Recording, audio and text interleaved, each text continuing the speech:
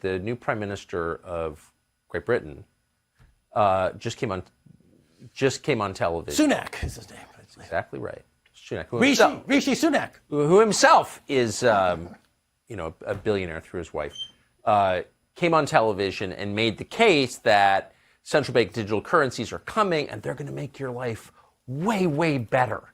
And made a kind of compelling case for them. They're more energy efficient, he said. Unlike most of the digital money people use daily today, it would be issued directly by a central bank, like the Bank of England in the UK. the central bank digital currency was effectively, they're going to bypass the banking system. One of the reasons why they're doing this is because the banks, once again, need to be bailed out. But the feds are going to let the banks swing in the wind, and they're going to go directly to consumer, and you're going to get your money directly from the central bank. So the big banks on Wall Street who are looking for a bailout this time, they're going to be surprised. They're going to be left to rot. They're not going to be bailed out this time. The Fed's going to say, you're out. We're going to go directly to consumer. Here's a CBDC. Now, the problem is, of course, that it's programmable money. It's centralized money. It's no different than fiat money. And the tricks that you can do with it are insanely and dystopian. For example, and we already know this is happening in China. They already have a version of this, social credit scores, et cetera. But, for example, you'll get your CBDC and it'll say it's good for until 2024, February of 2024. And then this money that you just earned, it expires. It expires. Why would they do that? Because they want you to spend it as quickly as possible, and they don't want you to save your money. If you save money and you're a sovereign individual, you're dangerous to them. So they don't want anyone saving money. They want people to spend money, and they want people to spend money as fast as they can. So this CBDC, programmable money from the central bank, will have an expiration date, like a frequent flyer mile.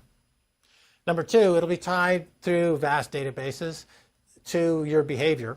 So if you're antisocial, according to them, then you will lose privileges. Passport could get canceled, or you are suddenly you can't book a flight, or you're any number of ways to manage you socially.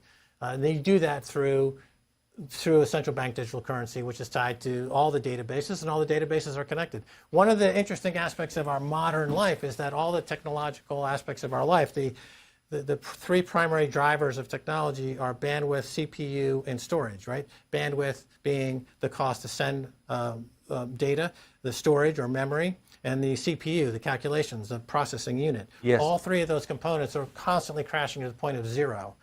The Moore's law and other technological laws that suggest that the cost of managing these vast databases gets cheaper and cheaper by magnitudes. Yes. In very high magnitudes. So the CBDC will be tied into essentially a database which will have an enormous amount of information about you. And it's very cheap to run this. And some bureaucrat, potentially in another country, on their app on their phone will be like, oh, Tucker Carlson, during the hurricane, you didn't take out your garbage. I'm going to have to cancel your passport. Bop, done.